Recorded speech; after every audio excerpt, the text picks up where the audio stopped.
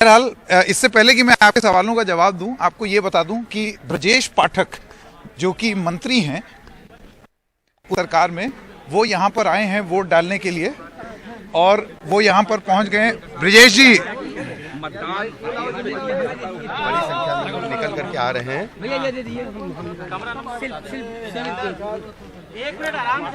आराम से ब्रजेश जी नमस्कार। नमस्ते, कैसे हैं संकेत भैया? बहुत बढ़िया, बहुत दिन बाद दर्शन हो रहे हैं। हाँ, आपसे मुलाकात बहुत दिन बाद हुई।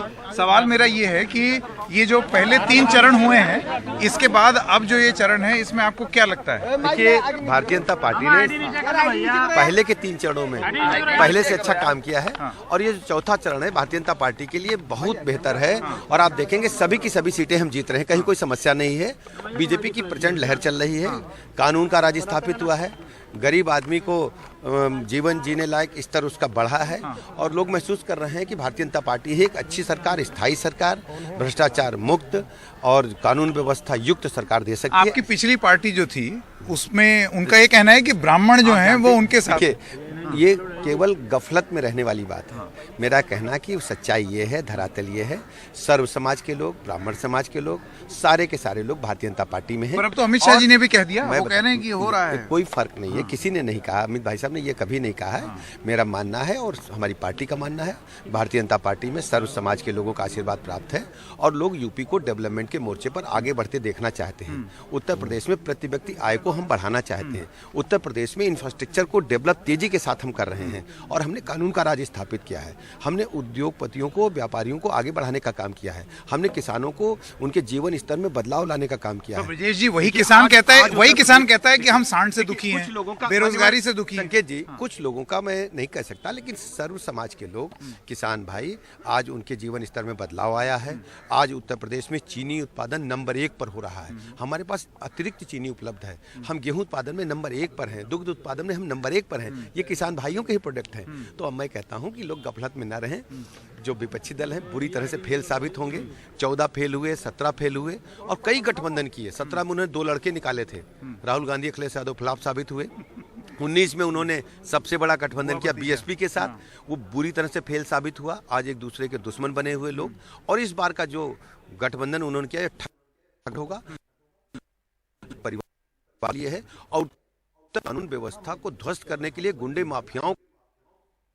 मेरा उत्तर प्रदेश के लोगों से कहना, आपका एक वोट उत्तर प्रदेश में गरीब आदमी को मकान दे सकता है। आपका एक वोट गरीब आदमी को 5 लाख तक का निःशुल्क इलाज करा सकता है। आपका एक वोट सबको उज्ज्वला गैस योजना दे सकता है। आपका एक वोट उत्तर प्रदेश में कानून का राज स्थापित कर सकता है। ध्रुवीकरण की राजनीति तो नहीं होगी। देखिए मान्यवर, मैं कहता हूं वो भी आरोप है, भारतीय जनता पार्टी ने कभी इस प्रकार की तुष्टीकरण की राजनीति नहीं की। ध्रुवीकरण की राजनीति हमारा सीधा सीधा नारा है, सबका साथ, सबका विकास, सबका विश्वास। ठीक है, बहुत बहुत धन्यवाद। संकेत, बड़ा राजनीतिक ब्राह्मण चेहरा कल शामिल हुआ है। कोई मतलब नहीं, कोई कहीं कोई नहीं, वो इस तरीके की बातों को भरोसा मत करिए। जी संकेत जी बाबा, जैसे कि संकेत, मेरा एक छोटा सा सवाल था। वो कह रहे थे कि सारे मुद्दों पे उन्होंने रोशनी डाली है। एक रैली कर रहे थे कल अमित शाह, जो गृह मंत्री हैं, उनका जो पोडियम था, जहां जिसपे माइक लगा हुआ था, उस पर लिखा हुआ था बिना भेदभाव सबको रोजगार। दोनों ही तरफ वो लिखा हुआ था। इस तरह की कोई तस्वीर एक जमाने के बाद दिखी थी। क्या रोजगार का एक बड़ा बनता मुद्दा इस दिशा की ओर सोचने और कुछ करने का दबाव बना रहा है? नहीं, देखिए शारिक, सीधी सी बात है, बेरोजगारी बहुत बड़ा मुद्दा है। तो ये कहना कि बेरोजगार लोग जो हैं वो उनका कोई मुद्दा ही नहीं है, या फिर वो उस पर सरकार ने बहुत अच्छा परफॉर्मेंस दिया है, अब वो उनकी वजह से हुआ, सरकार की वजह से नहीं हुआ, कोरोना की वजह से हुआ है, ये मसला जो है ये बहस का मुद्दा है।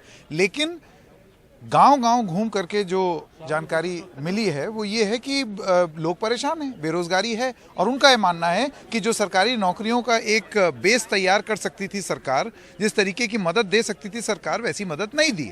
लेकिन जो सबसे बड़ा सवाल ये है वो ये है कि इसकी वजह से क्या वोटिंग बीजेपी के खिलाफ होगी, ये एक बहुत बड़ा मुद्दा है।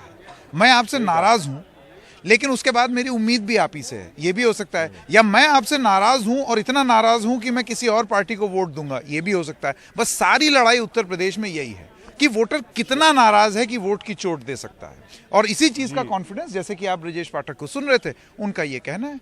उनका ये मानना है कि हो सकता है नाराजगी हो। हमने अलग अलग बीजेपी नेताओं से बात की, उन्होंने बोला कि हाँ, ऐसा हम नहीं क्लेम कर सकते कि किसी को जमीन पर तकलीफ नहीं हुई, लेकिन वोटिंग पे उसका फर्क नहीं पड़ेगा।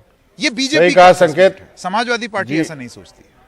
जी संकेत, आपका बहुत बहुत शुक्रिया। जो सीनियर रिपोर्टर होते हैं ना, वो उनकी सबसे बड़ी खासियत होती है कि ऑन एयर कुछ कमिट नहीं करना चाहते हैं, लेकिन इशारों में अपनी बात कह जाते हैं। आपका बहुत बहुत शुक्रिया संकेत।